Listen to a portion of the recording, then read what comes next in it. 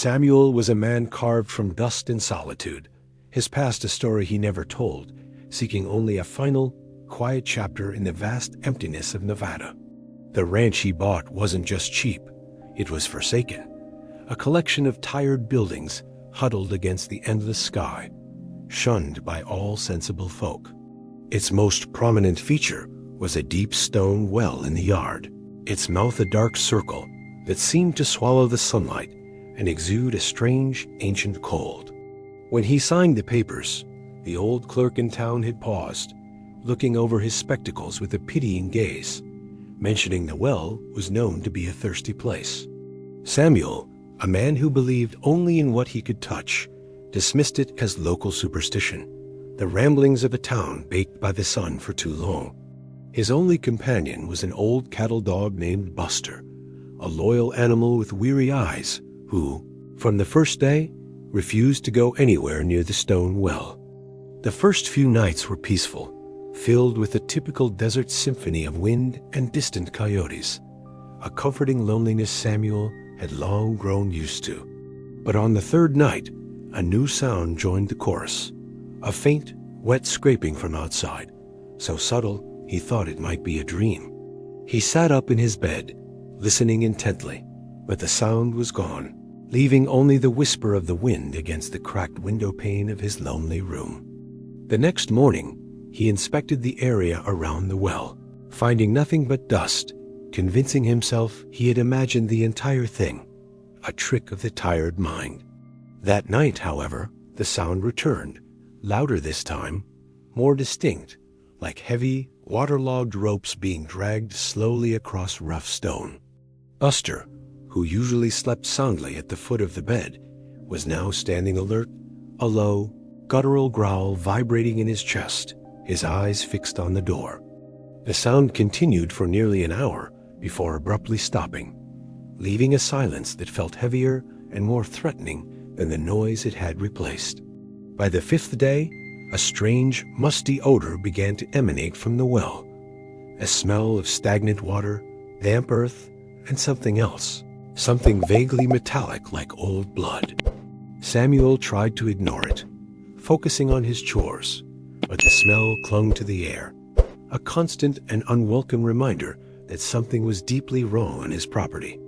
That evening, he found it, a dark, slimy trail leading from the well's mossy rim, disappearing into the sagebrush about 20 feet away, ending abruptly in the dust.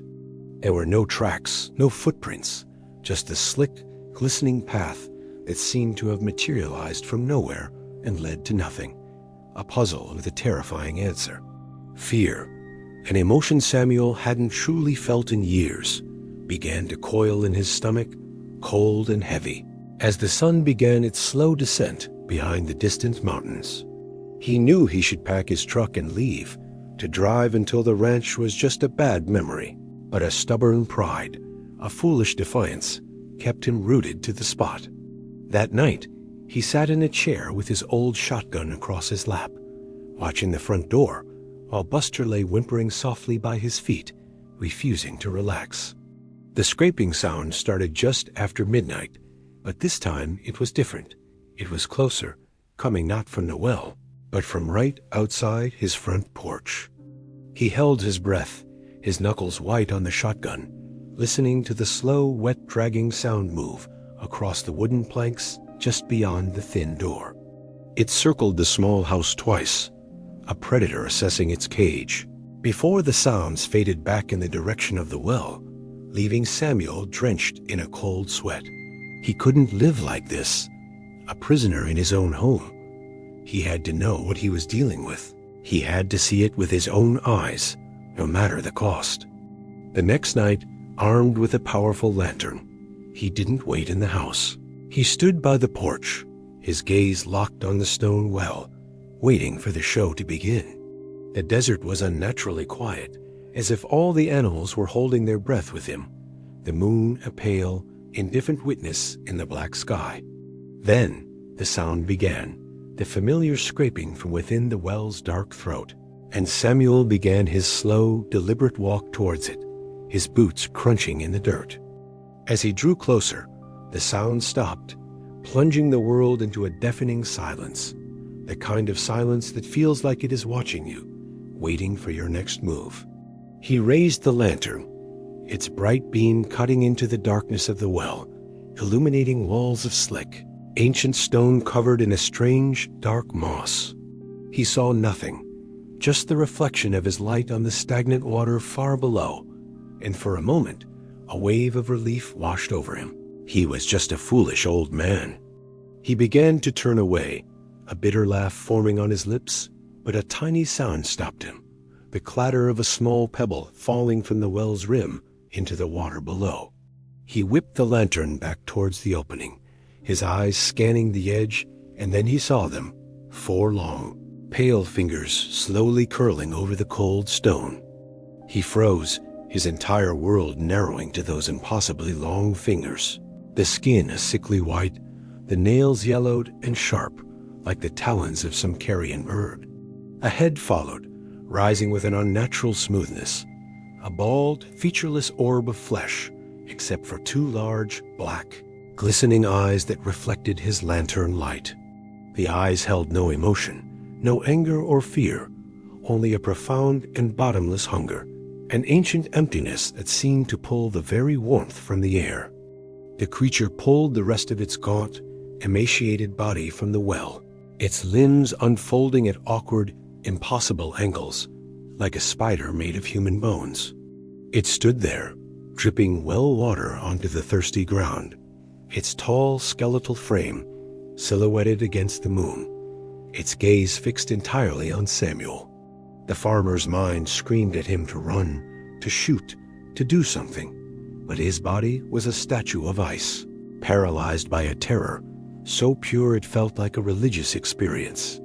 The creature took a slow, deliberate step towards him, its joints cracking softly, and that sound was what finally broke the spell, shattering Samuel's paralysis.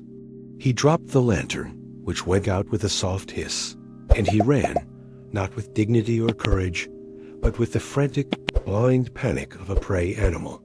He burst through his front door, fumbling with the bolt, his ragged breaths the only sound in his ears, his heart threatening to explode in his chest.